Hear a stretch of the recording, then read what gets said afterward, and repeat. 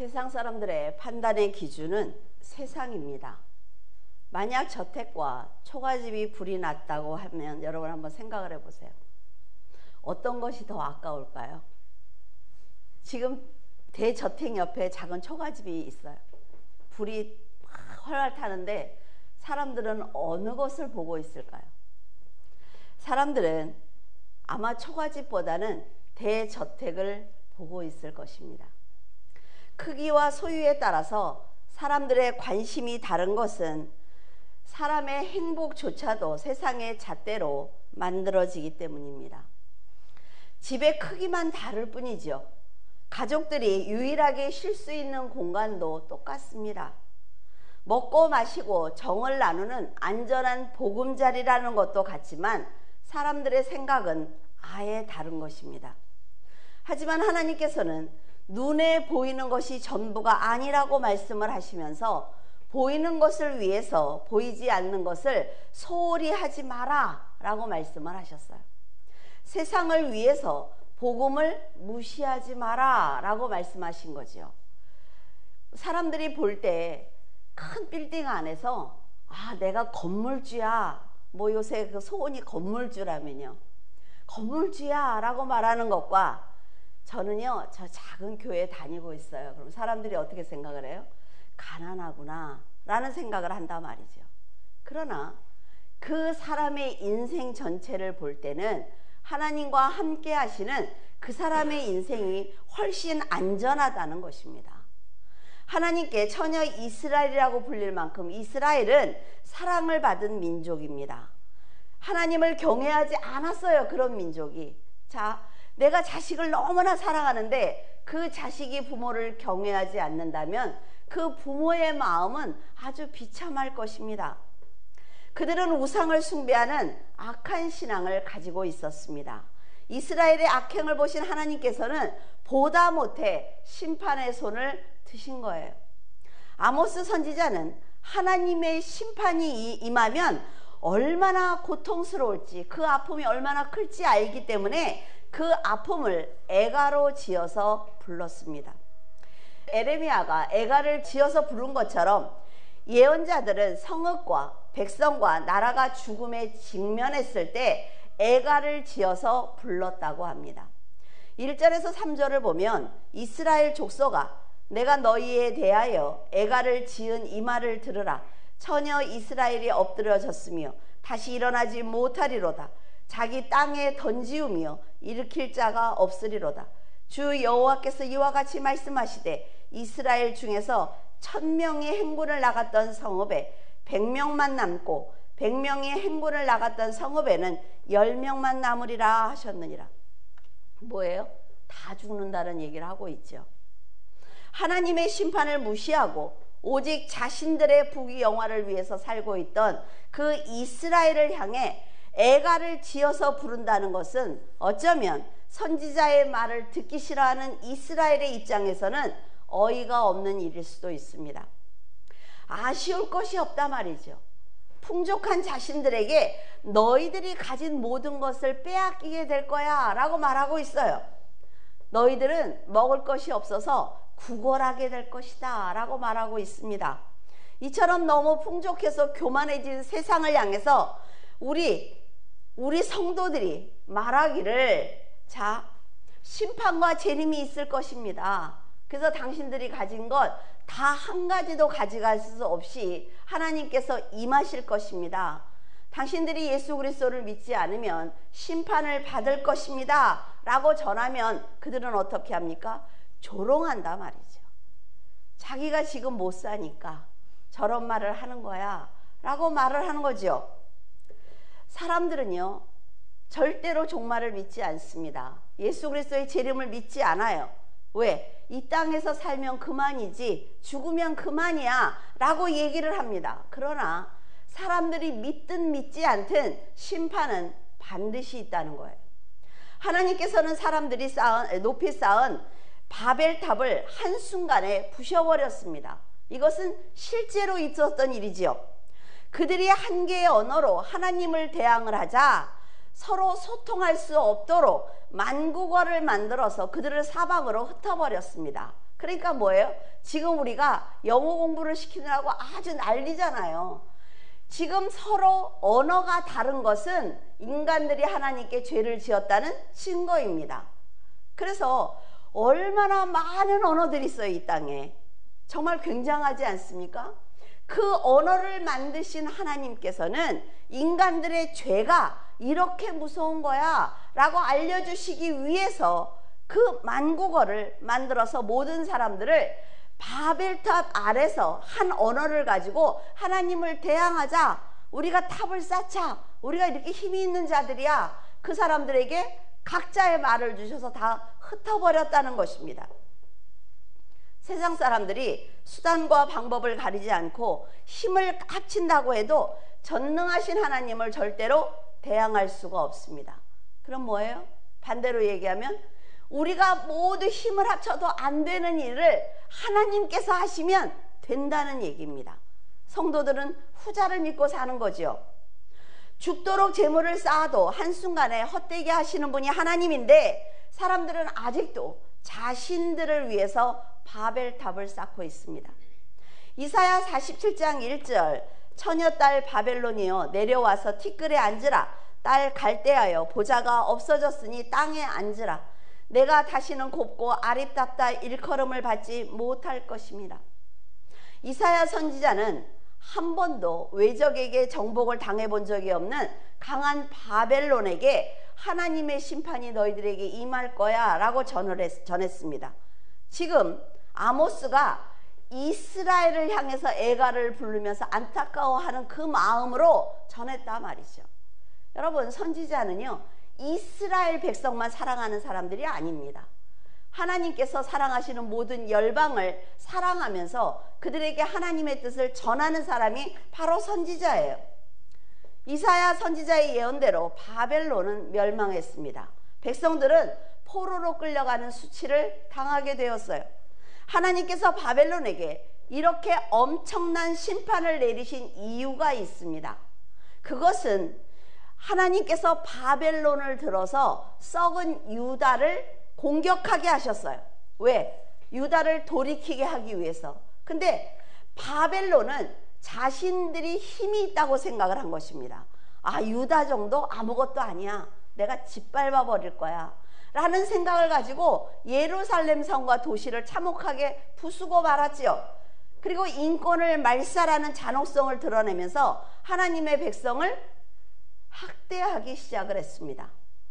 바벨론은 유다를 회개시키기 위한 도구이지 그들의 힘으로 유다를 괴롭히라고 세워준 민족이 아니라는 거예요.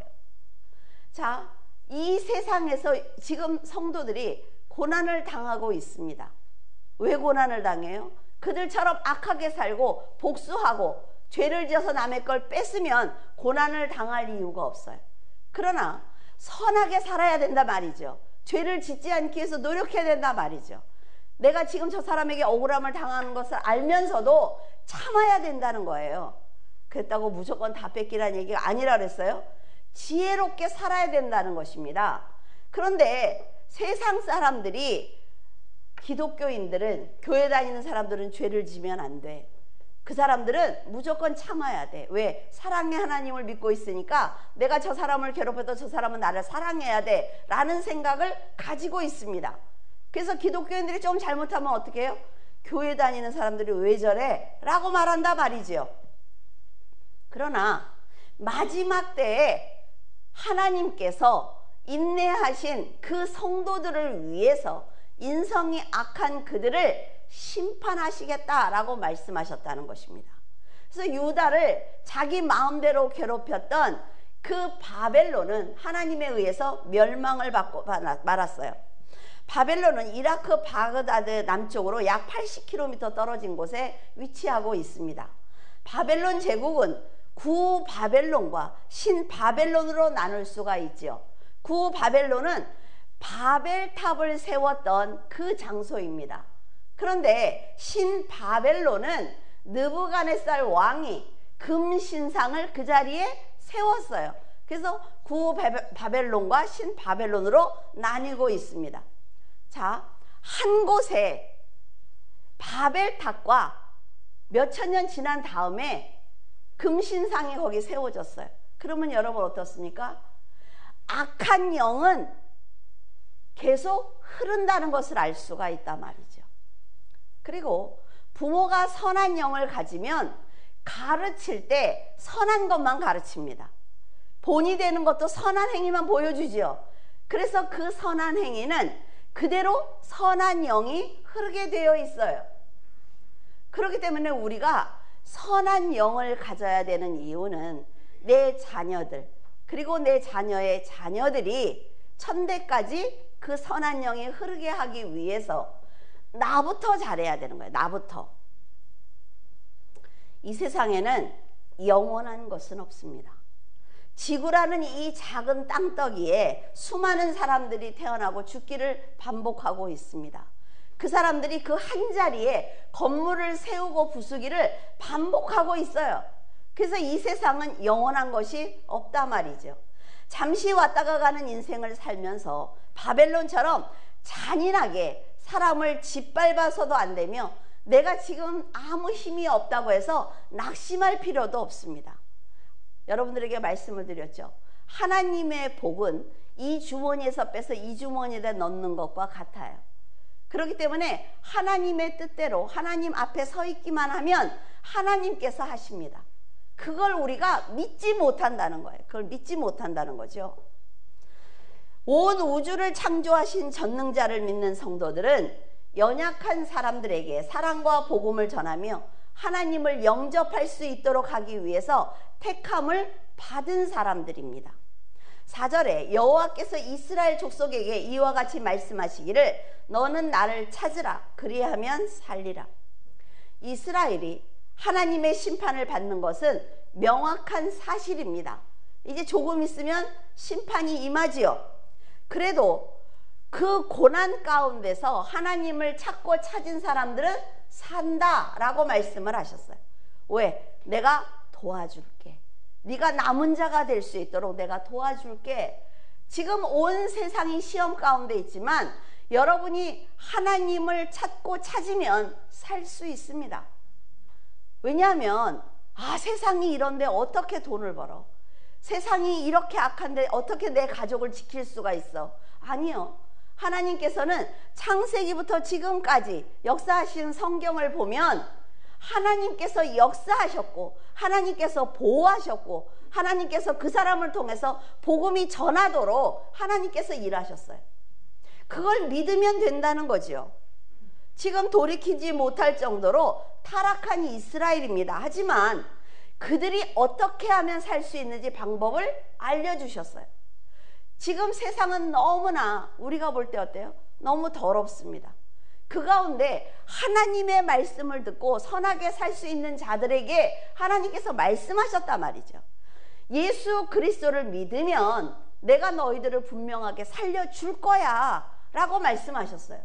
그 말씀이 지금 이스라엘이 받은 것처럼 우리에게도 주셨고 우리가 믿고 그렇게 선하게 살면 하나님께서 반드시 역사하실 거란 말이에요. 여호와의 이름을 부르면 피할 길이 있다 라고 가르쳐 주셨습니다.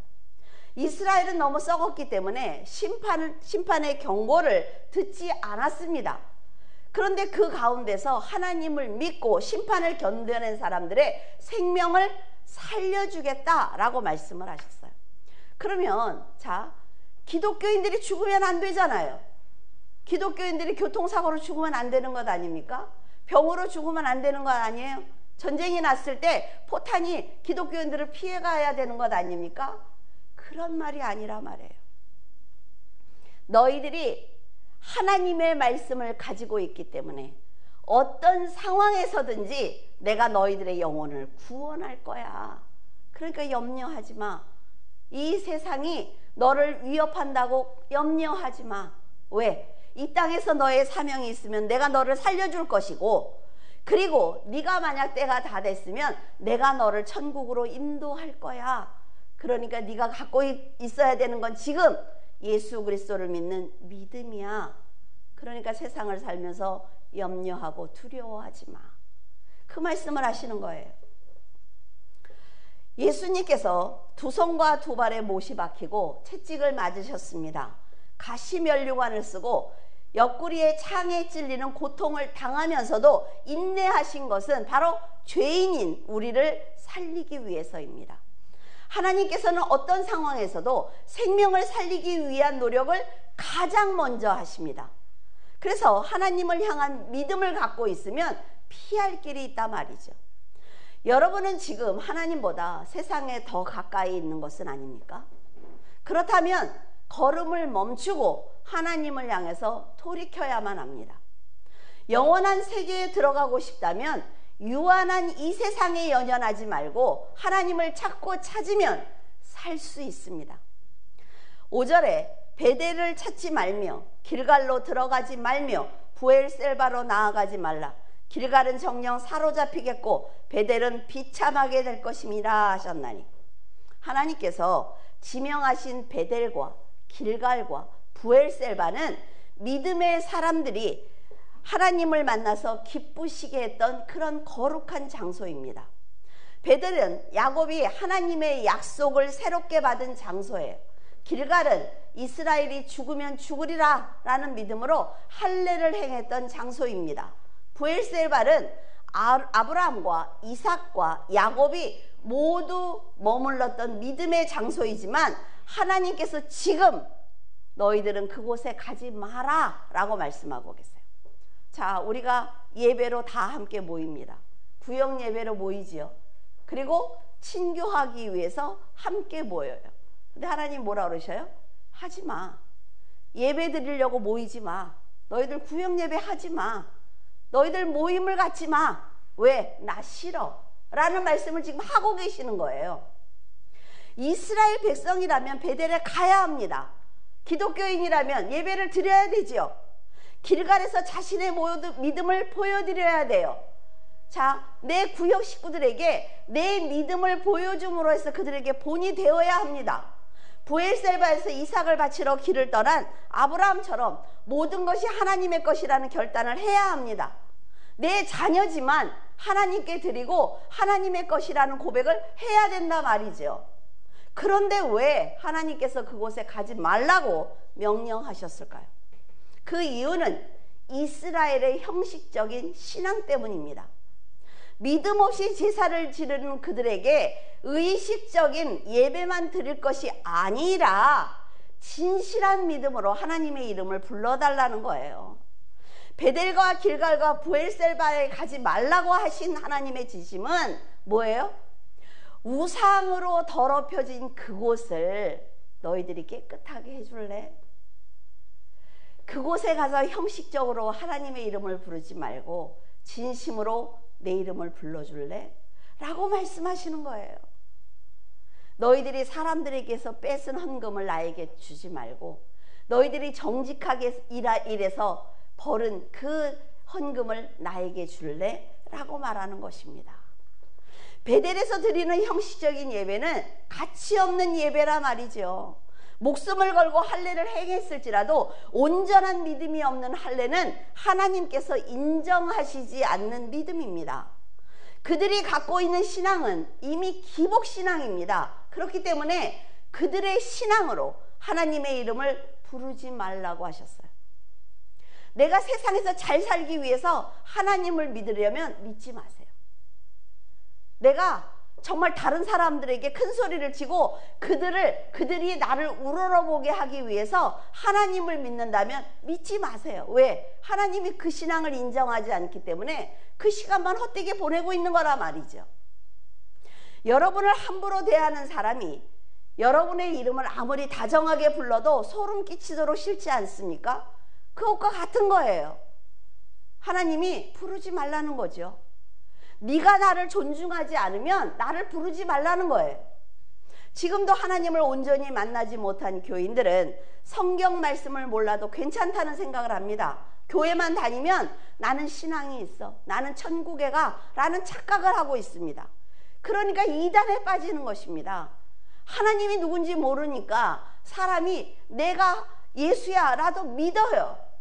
너무나 답답하지 않습니까? 사람은 예수가 아닙니다, 여러분. 이미 부활하셔서 보좌에 앉아 계신 예수 그리스도가 우리의 주님이라 말이죠. 지금 이단들이 얼마나 많아요. 그 사람들이 천국에 가서 내가 잘 살게 해줄게. 천국에 가면 내가 비행기 한 대씩 줄게. 아, 왜 여기서 주지? 여기서 다니게. 그걸 믿고 내 전 재산을 바치는 그들 한심하지 않습니까, 여러분? 이런 신앙을 갖고 있으니까 잘못을 해도 진정한 사과를 하지 않습니다. 여러분, 하나님께도 진정한 사과를 드려야 되지만 사람에게 잘못했을 때도 진정한 사과를 드려야 됩니다. 왜? 하나님 앞에 서는 것이 거기서부터 시작이거든요. 하나님이 뭐라 그래요? 너 예배드리다가 네 친구에게 잘못한 게 생각이 나거든 가서 사과하고 오라고 그러시잖아요.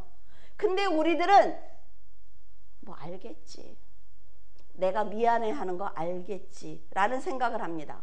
절대로 그렇지 않아요. 잘못했으면 잘못했다고 진정한 사과를 해야 합니다. 그게 신앙이에요. 거기서부터 시작되는 것입니다. 그러니까 사람에게 잘못한 것이 있는데 깨름직하다 말이죠. 근데 하나님 앞에 와서 뭐라 그래요? 하나님, 제가 그 사람한테 잘못했어요. 그러니까 하나님 아시죠? 하나님이 뭐라 그래요? 몰라. 네가 가서 사과하고 와 라고 말씀하신다는 거예요. 이스라엘처럼 나는 열심히 제사를 드렸고 3일에 한 번씩 나는 11조를 드렸고 죽도록 충성했다고 자랑하는 사람들에게는 이제 아무것도 나에게 와서 하지 말라고 말씀을 하십니다. 나는 너의 진심을 모르겠어. 네가 사람도 배신하는데 네가 나를 언제 배신할지 내가 어떻게 알아? 라고 말씀하시는 거죠. 하나님 뜻대로 살지 않으면서 형식적으로 드리는 예배는 그만해야 합니다. 백성들의 당연한 본분을 하지 말라고 말씀하시는 하나님의 마음을 헤아릴 줄 알아야 된단 말이에요. 그래야 하나님을 진심으로 사랑할 수가 있습니다. 하나님의 심판을 인간은 절대로 판단할 수가 없어요. 여러분들의 생각대로 판단하면 안 됩니다. 그리고 하나님의 심판은 절대로 피할 수가 없습니다. 하나님의 진노는 하나님만 거두실 수가 있어요. 그러니까 백성들이 하나님께 진심으로 회개를 드리고 그 진노를 거두시도록 회개해야만 합니다. 그리고 사람과 사람이 서로 관계를 잘 맺고 그 아래서 본이 되는 삶을 살기 위해서 나를 낮춰야 되는 거예요. 14절에 너희는 살려면 선을 구하고 악을 구하지 말지어다. 만군의 하나님 여호와께서 너희의 말과 같이 너희와 함께 하시리라. 심판이 임박한 가운데 이스라엘 백성들은 모두 살릴 수는 없습니다. 그러나 선을 구하고 악을 버린 사람에게는 살 수 있는 기회를 반드시 주십니다. 사람을 가리지 않고 생명을 빼앗는 전쟁이 일어나면 죽는 사람들이 너무나 많다 말이죠. 지금 우리 날마다 보고 있지 않습니까? 그래서 사람들이 광장에서 울 것입니다. 우는 사람들 지금 보고 있죠. 모든 거리에서 슬프다고 소리를 칠 거예요. 근데 너무나 시체가 많으니까 사람들을 묻을 수가 없어요. 그래서 농부를 불러서 울음꾼으로 사용하면서 함께 시체를 묻는다라고 말씀하고 계십니다. 전쟁이 휩쓸고 간 이스라엘에 울음이 그치지 않는 것은 사자를 피하려다가 곰을 만나는 격입니다. 그리고 우리가 쉴 때 어떻게 일하지? 쉬면 벽에다 손을 이렇게 대고 쉬잖아요. 그런데 정말 모처럼 쉬려고 벽에다 손을 댔는데 거기에 또아리를 틀고 있는 뱀에게 물리는 격이다. 그럼 뭐예요? 너는 안전한 곳이 없어 라고 말씀하시는 거죠. 지금까지 이스라엘에서 일어난 전쟁을 보면 하나님은 항상 이스라엘 편이었습니다. 그렇기 때문에 이들이 생각할 때 그런 거예요. 감히 하나님의 백성을 공격을 해? 어림도 없지. 하나님께서 그들을 다 몰살시킬 거야 라는 생각을 이스라엘 백성들이 하고 있어요. 하지만 이런 생각은 지금 자신들이 얼마나 큰 죄를 짓고 있는지 몰라서 하는 생각이라 말이죠. 이스라엘을 위협하던 나라는 큰 재앙을 받은 것 맞습니다. 자신들은 기적과 같은 역사로 해를 입지 않았기 때문에 전쟁의 경고가 두렵지 않았던 거예요. 하나님이 이번에도 지켜주시겠지. 그러나 하나님께서는 썩은 이스라엘을 용서할 수 없었어요. 지금 우리나라를 보면 수많은 사람들이 동성애를 묵인하고 있습니다. TV에 드라마 보세요. 얼마나 많은 일들이 일어나고 있습니까?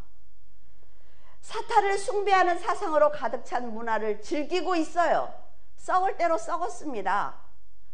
동성애를 하는 그 연예인들이 노래를 부르면 아이들이 그걸 따라해요.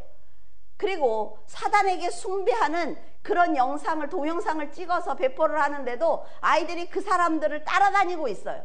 근데 기독교인들은 한마디도 하지 않고 있습니다. 내 자녀들을 막지 않고 있어요. 왜? 아이들이 원래 그런 거니까. 지금 아이들이 다 저런 연예인들을 따라다니니까 라는 생각을 하고 있단 말이죠. 그건 뭐예요? 내 자녀를 지옥 불구덩이에 밀어놓고 있는 거예요. 내가. 여러분이 교회 다니고 있다고 안심하지 않기를 바라요. 지금 이 세상에 교회 다니는 사람들이 얼마나 많습니까? 그러니까 나는 세상 사람보다 선하다는 생각을 하지 않기를 바랍니다. 왜? 하나님께서 보호하시지 않을 거니까. 그래, 네가 교회를 다니는데 진심으로 나를 알고 있어? 그 많은 기독교인들이 있고 그 많은 목회자들이 있고 그 많은 장로들과 권사들이 있어. 그런데 너는 정말 나를 알아? 나를 위해서 너 세상을 버릴 수 있어? 라고 물으신단 말이죠. 죄의 경중의 차이는 없습니다. 죄는 크고 작은 게 없어요. 하나님께서는 죄의 경중을 따지지 않고 죄를 미워하십니다. 그러니까 이제 교회에 들어온 사람도 세상에서 선하게 살고 지금 하나님이 계시다니까 나 한번 믿어볼까 하는 사람이 구원받는다는 거예요. 어린아이와 같은 믿음이라 그렇습니다. 심판 앞에 선 백성 중에 하나님을 찾는 사람은 살 수 있다고 하신 것처럼 신실한 믿음을 가진 성도들이 나라와 민족의 구원을 위해서 기도하는 그런 역사가 반드시 일어나야 하는 것입니다. 하나님을 찾아라 라는 말씀은 앉아서 맨날 내 방에 앉아서 하나님 한다고 되는 게 아니에요. 여러분, 나라와 민족과 구원을 받아야 될 생명을 위해서 간절히 기도하는 사람이 바로 하나님을 찾는 사람입니다. 이 나라와 이 민족을 위해서 여러분 기도하셔야 된단 말이죠. 여러분들이 살기 위해서는 지금 위험한 이 나라를 위해서 기도하셔야 돼요. 여러분, 정치하는 사람들, 위정자들을 믿지 말라 말이죠. 어떻게 이끌고 갈지 어떻게 합니까? 성도들은 무엇이 우상 숭배인지 분명히 알고 있으면서 세상 사람들도 다 이렇게 산다는 말과 행동을 하고 있단 말이에요. 저는 그래도 덜 사기칩니다. 저는 그래도 사람들에게 덜 못되게 굴어요. 저 사람들은 저렇게 쌍욕을 하죠. 저는 그렇게까지는 안 해요. 이런다는 거죠. 여러분들에게 못 살라는 얘기를 하는 것이 아닙니다. 잘 살아야 돼요. 왜? 돈을 벌기 위한 그 시간을 허비하지 않고 하나님의 일을 가진 것에서 열심히 하기 위해서는 여러분들이 잘 살아야 됩니다. 못 사는 게 은혜가 아니라 말이에요. 그런데 여러분, 세상 사람들과 전혀 구별이 안 된다면 하나님의 심판을 같이 받을 수밖에 없습니다. 하나님께서는 더 이상 타락한 이스라엘과 함께 하시지 않습니다. 말씀을 선포하는 사람을 미워하고 힘없는 사람을 밟고 부당한 세를 거둔 이스라엘을 더 이상 보호하시지 않습니다. 목회자들이 이 단에서 하나님의 진리의 말씀, 성경을 가르치지 않으니까 성도들이 성경을 우습게 한단 말이죠. 교회 갈 때는 열심히들 들고 가. 근데 한 장도 읽지 않는단 말이죠. 이 세상에 선하신 분은 하나님 한 분밖에 없습니다. 세상 사람들이 생각하는 선의 기준은 도덕과 양심이기 때문에 자기의 기준에 따라서 선한 기준이 달라질 수가 있습니다. 기준은 하나님 한 분이에요. 내 생각은 필요 없단 말이죠. 내 생각도 자꾸 하나님의 생각에 부딪혀 봐야 돼요. 내가 맞는지.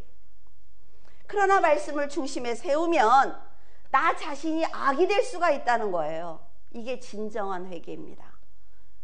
다른 사람과 얘기를 했을 때 내 생각이 옳다고 주장했어요. 집에 와서 생각을 했어요. 하나님의 생각에 부딪혀 보니까 내가 틀렸네. 이 사람이 진짜라 말이지. 이 사람이. 촛불이요, 여러분. 저는 촛불을 볼 때마다 참 안쓰럽다는 생각을 하거든요. 촛불이 이렇게 켜놓으면 어때요? 계속 작은 바람에 흔들리잖아요. 그렇죠?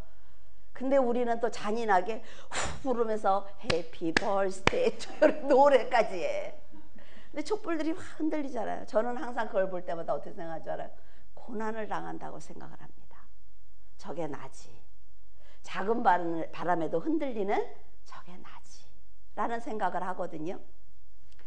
이 어두운 세상에서 믿음의 빛을 비추기 위해서 흔들리는 우리들이 그 자체가 고난인 것입니다. 돈이 없어서 고난이 아니에요. 공의로운 말씀을 지키기 위해서 고난을 당하는 성도는 하나님의 긍휼하심을 받으며 악의 손길이 미치지 못하는 성령의 울타리로 보호를 받습니다. 18절에 화 있을진저 여호와의 날을 사모하는 자여 너희가 어찌하여 여호와의 날을 사모하느냐 그날은 어둠이요 빛이 아니라. 성도들은 예수 그리스도께서 오시는 날을 사모해야 합니다. 그날은 구원의 날이며 어린 양과 혼인잔치를 하는 날이기 때문에 그래요. 나팔소리가 천지를 진동할 때 예수님께서 영광 중에 오실 것이며 천사들을 세계 만국 모든 곳에 보내서 구원을 얻을 성도들을 모을 것입니다. 그러나 이스라엘이 지금 기다리고 있는 이스라엘이 맞을 여호와의 날은 형식적인 제사를 드리고 가난한 형제의 것을 빼앗아 11조를 드리며 하나님의 전에서 포도주를 마신 악한 자들이 받는 심판의 날입니다. 같은 여호와의 날일지라도 너무나 다르지 않습니까? 이렇게 어리석고 미련한 자들이 여호와의 날을 기다리며 받을 축복을 지금 기대하고 있단 말이죠. 그래서 하나님께서 그렇게 말씀하시는 거예요. 네가 누군데 여호와의 날을 기다려? 네가 누군데 지금 여호와의 날이 오기를 기도하고 있어? 라고 말씀하시는 거예요. 지금도 많은 사람들이 예수 그리스도의 재림을 기다리고 있습니다. 재림을 기다리는 성도는 신실한 신앙으로 연약한 사람들을 돕고 복음을 전파하는 증인으로 살아야만 그리스도의 은혜로 천국에 들어갈 수가 있습니다. 누가 종말이 몇월 며칠이래 라고 말한다고 해서 다 세상을 버리고 사람들과의 인간관계도 다 끊고 산에 올라가서 흰옷 입고 앉아있는 것이 재림을 기다리는 성도가 아니라는 말이에요. 하나님이 내 이름을 부르는 그 순간까지 나는 복음을 전하고 있고 선하게 살기 위해서 노력하는 그 모습이 바로 구원을 받는 성도들입니다. 절대로 누가 맨날 며칠 구원받는다고 해서 따라가면 안 돼요. 절대로 알지 못합니다. 예수님도 모른다 그랬는데 우리가 어떻게 알아요? 하나님께서는 진리 밖에 있는 사람들에게 관심이 없습니다. 늘 말씀을 드리죠. 교회 안에서 알곡과 쭉정이를 가르시는 거예요. 빛과 어둠을 가르십니다. 양과 염소를 가르는 거지요. 그러니까 하나님의 오른쪽에 서기 위해서 성실한 믿음을 가져야 되는 것입니다. 성실한 믿음을 가지면 이 땅에서 평안하게 살 수 있어요. 남의 것을 빼앗으려니까 화가 나는 거고 남보다 더 잘 살라니까 불안한 거예요. 그러나 하나님께서 내가 있는 자리에서 최선을 다해서 살아야 돼요. 공부도 열심히 해야 돼요. 일도 열심히 해야 됩니다. 그런데 모든 걸 하나님께 맡기면 된다 말이죠. 아모스는 하나님의 심판이 얼마나 두렵고 무서운지 알기 때문에 빨리 돌이키라고 간절한 마음으로 외치고 있습니다. 제가 여러분에게 세상을 마음에서 버리라고 말씀을 드리는 것은 제가 세상의 즐거움을 몰라서 여러분들에게 그렇게 말씀드리는 게 아니에요. 심판이 그만큼 무섭기 때문에 말씀을 드리는 것입니다. 우리는 모두 천국에 가야 하는 성도이기 때문에 세상의 쾌락보다 하나님의 말씀에 귀를 기울이고 말씀대로 살아야만 합니다. 바닷물을 지면에 쏟아붓는 분의 이름이 여호와라고 하셨어요. 한순간에 휩쓸고 지나가는 홍수를 피할 수 있는 사람이 없습니다. 그치요? 산을 잠기게 하시는 그 하나님의 심판을 피할 수 있는 사람들은 단 한 명도 없어요. 여호와의 날이 어두운 것은 빛이 없어서 어두운 것이 아닙니다. 내 눈이 영적으로 맹인이기 때문에 태양을 볼 수가 없는 거예요. 영적 맹인은 여호와의 날에 보좌에서 영광 가운데 앉아 계신 그 하나님이 보이지 않기 때문에 보좌를 향해서 찬양할 수 없는 것입니다. 교회에 와서 예배를 드릴 때 자기 마음대로 하는 사람들이 있단 말이죠. 하나님께서 지금 나를 보시기를 간절히 원해야 나에게 지금 있는 문제도 해결이 되는 거예요. 내가 하나님의 이름을 정말 진실되게 불러야 하나님께서 응답하시고 나와 함께 세상에서 동행하시면서 사람도 바꾸어 주시고 환경도 바꾸어 주시는 것입니다. 근데 우리는 하나님은 내 종이야. 그냥 내가 원하는 대로 살면서 하나님의 이름만 부른다면 되는 줄 안다 말이죠. 그렇지 않아요. 그래서 지금 우리가 돌이키지 않으면 아모스가 전하는 무서운 심판을 그대로 받을 수가 있습니다. 권세자가 한순간에 망하는 것처럼 그들과 함께 심판을 받을 수 있다는 것을 꼭 기억하시기를 바랍니다. 10절에 무리가 성문에서 책망하는 자를 미워하며 정직히 말하는 자를 싫어하는도다.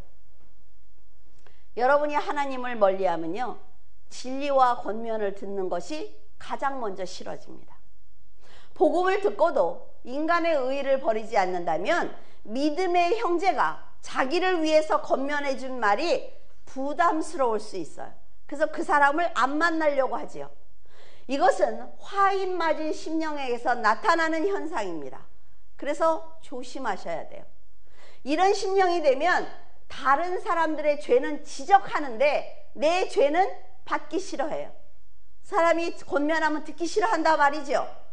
자기의 죄를 돌아보지 않는 공통점이 있습니다. 먼저 자신의 죄를 돌아보는 사람이 거듭난 사람입니다. 그리고 성숙한 사람이에요. 마음이 상했을 때 가장 먼저, 이 마음이 상하다는 세상의 일로 사람 관계에서 마음이 상한 거예요. 가장 먼저 나타나는 현상은 꿀송이처럼 달았던 말씀이 모두 나를 책망하는 걸로 들려요. 아, 목사님이 저희를 알더니 나를 책망해서 나를 또 저렇게 하네, 이렇게 들린단 말이죠. 믿음의 형제가 자신을 사랑한다는 걸 압니다. 그러면서도 그를 대적하고 정죄하려는 마음이 생깁니다. 그 사람 때문에 교회 가기 싫어, 그 사람 때문에 나는 하나님도 버릴 수 있어 라는 생각을 한다는 거지요. 그러니까 이런 마음이 생기면 조심해야 합니다. 13절에 그러므로 이런 때에 지혜자가 잠잠하나니 이는 악한 때임이니라. 사랑하는 사람을 올바른 길로 인도하기 위해서 간절한 마음으로 권면을 합니다. 근데 그 말은요, 듣기 좋은 말은 없어요. 듣기 싫다 말이죠. 그런데 상대가 더 이상 인상을 쓰고 듣기 싫어하면 해줄 말이 없습니다. 아모스는 감당하지 못할 심판이 임박하자 회개를 외쳤는데 백성들은 도리어 그에게 말하지 말라고 하지요. 듣기 싫다고 합니다. 핍박하기 시작을 해요. 그래서 아모스는 회개하면 용서를 받을 수 있는데, 이 민족들이 회개하면 용서를 받을 수 있는데 하지 말라고 하니까 말씀을 멈출 수밖에 없습니다. 더 이상 해줄 말이 없는 거예요. 선지자가 아예 말씀을 선포하지 않고 잠잠하고 있다면 그것은 바로 하나님이 백성을 버렸다는 뜻입니다. 목회자들이 지금 성도들에게 회개를 외치지 않으면 하나님께서 이 나라와 이 땅을 버리셨다는 증거라 말이죠. 목회자들은 세상에서 자꾸 잘 산다는 얘기를 할 게 아니라 하나님 앞에 회개하라고 해야 된다는 거예요. 그래야 그 백성들을 살릴 수가 있어요. 그런데 만약 늘 권면하던 사람이 자신이 잘못한 것이 없는 것처럼 아무 말도 하지 않는다면 자기의 신앙을 돌아봐야 합니다. 하나님께서는 심판의 채찍을 들기로 마음을 정하셨고 백성들은 회개할 생각이 아예 없기 때문에 그 중간에 있던 아모스는 아무 말도 할 수 없어요. 왜? 하나님도 내버려둬, 심판받게 내버려둬 라고 말씀을 안 하세요. 백성들은 하지마, 듣기 싫어. 그러니까 이 사람이 뭐래요? 입 다물어야죠. 이렇게 악한 사람들이 번제와 소제를 드리고 절기와 성에 참석해도 그것은 참된 신앙이 아니기 때문에 심판을 받게 되는 것입니다. 23절과 24절에 내 노랫소리를 내 앞에서 그칠지어다. 내 빗바소리도 내가 듣지 아니하리라. 오직 정의를 물같이 공의를 마르지 않는 강같이 흐르게 할지어다. 이스라엘은 제사를 성대하게 드리기 위해서 찬양대와 각종 악기를 동원해서 예배를 드렸습니다. 전에 다윗도 이렇게 했죠. 각종 악기를 갖다가 찬양시를 드리고 백성들과 함께 춤을 추면서 굉장히 기뻐했어요. 겉으로 보기에는 이스라엘과 다윗의 제사가 똑같아 보입니다. 진리만 선포하는 교회와 세상에서 잘 살면 좋다, 하나님의 은혜다라고 말하는 교회가 똑같단 말이에요. 밖에서 세상 사람들이 볼 때 11시니까 교회들이 다 예배 드리네, 교회에서 종을 치네, 다 똑같단 말이죠. 그러나 하나님께서 기뻐하시는 제사는 다릅니다. 이 이스라엘이 지금 드리는 제사와 다윗이 드렸던 제사는 절대로 같지 않아요. 지금 우리가 드리고 있는 예배도 살펴봐야 된다 말이죠. 정해진 시간에 교회에 왔지만 다른 생각을 하면, 그리고 졸고 있으면 예배 시간만 채우는 것이지 그것은 예배가 아닙니다. 절대로 아니에요. 하나님께서 너희가 드린 번제나 소제를 받지 않겠다, 화목제도 내가 돌보지 않겠다라고 말씀하셨다면 그 예배는 사람들의 모임입니다. 세상에 나가서 모이는 게 훨씬 재밌어요, 여러분. 카페에 나가서 빵하고 커피 놓고 차라리 그게 낫지. 정의와 공의가 마르지 않고 선을 베풀어서 이웃을 사랑하며 하나님을 높여드리기 위해서 믿음으로 사는 삶이 진정한 예배입니다. 여러분들에게 말씀드리잖아요. 콩나물을 사러 가서 1,000원어치 살까 2,000원어치 살까 하는 것도 하나님 앞에 드리는 예배라 말이죠. 가족들에게 진밥을 먹이고 싶어요? 진밥 시테니까 또 된밥을 만들어. 그거는 참된 예배가 아니란 말이에요. 이스라엘과 다윗의 삶은 전혀 달랐습니다. 생명을 대하는 삶도 달랐고 하나님을 경외하는 마음도 달랐어요. 아모스가 전한 심판은 진심으로 하나님을 경외하고 진리와 성령으로 예배를 드리며 선한 삶을 사는 성도에게, 그런 성도에게는 전혀 상관이 없는 심판입니다.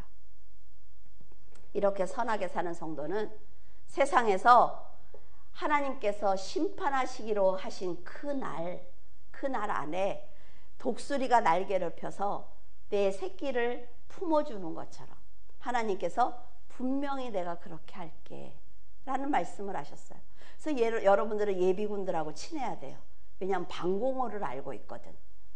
그러니까 전쟁이 나면 그 예비군을 찾아가서 방공호 안 하냐고 물어보고 같이 가면 돼요. 예비군들이 모르는 얼굴들이야. 큰일 났네. 문제가 심각한데요. 마음을 다해 찬양하는 성도와 영원한 나라를 소망하는 성도와 생명을 살리기 위해서 기도하는 성도는 분명하게 하나님께서 보호하십니다. 왜냐하면 이 나라에서 전쟁이 만약 일어났어요. 기도하는 성도를 하나님이 보호하세요. 왜 그런 줄 아세요? 이 나라를 다시 회복하셔야 되거든요. 그래서 기도하는 사람들의 기도가 필요하시거든요. 그래서 여러분들이 평상시에 이 나라와 이 민족을 위해서 하나님 앞에 기도하고 위정자들을 위해서 기도하시면 하나님께서 분명히 여러분의 기도를 더 들어야 하기 때문에 사는 역사가 일어나는 것입니다. 여러분은 하나님을 찾고 찾아서 하나님께 사랑받는 귀한 성도가 되시기를 바랍니다. 기도하겠습니다. 험한 세상 가운데 선한 열매를 맺도록 인도하시는 하나님께 깊은 감사를 드립니다. 죄가 없는 천사와 그룹들이 영광 가득한 보좌에 앉아 계신 하나님을 향해 찬양을 드리는 위대한 하나님인데도 어리석고 지혜가 없는 저희들을 자녀라고 불러주시니 그 사랑을 감당할 길이 없습니다. 하나님, 저희들도 크게 입을 벌려 하나님을 송축하게 하시고 거룩한 하나님의 이름을 높여드릴 수 있도록 도와주시옵소서.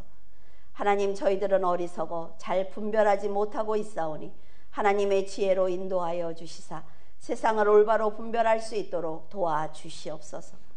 하나님께서 재물과 권세를 주셨는데도 감사하지 못했던 이스라엘처럼 저희들도 평안과 안식을 누리게 하사 세상을 향해 더 깊숙하게 들어가는 죄를 짓지 않도록 도와주시옵소서.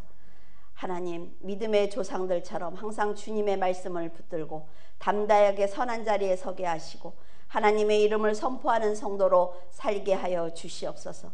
각 나라에서 전쟁으로 인해 연약한 생명들이 희생당하는 가운데 있사오니 전능하신 하나님께서 평화를 주셔서 고통에서 건져 주시옵소서. 생명을 사랑하시는 하나님, 저희들의 기도를 들어주셔서 이제 포성이 잠잠하게 하여 주시옵시고 고통 속에서 울부짖는 사람들의 울음을 멈추게 하여 주시옵소서. 두려워서 불안에 떠는 어린아이들의 눈물을 닦아주시고 전 세계적으로 회개의 역사가 일어나게 도와주시옵소서. 믿음을 가진 저희들이 먼저 하나님께 무릎을 꿇고 기도하오니 저희들의 기도를 들어주셔서 긍휼히 여김을 받는 자는 긍휼히 여김을 받게 하시고 피할 자는 피할 길을 허락해 주시옵소서. 독수리가 날개를 펴서 새끼를 보호하듯 하나님의 은혜 아래 구원의 역사가 있게 하여 주시옵소서. 물줄기 교회 성도들을 보호하고 계신 하나님, 악한 자와 악한 영의 공격을 막아주셔서 믿음을 지키는 하나님의 자녀로 살게 하여 주시옵소서. 감사드리며 예수 그리스도 이름으로 기도드립니다. 아멘.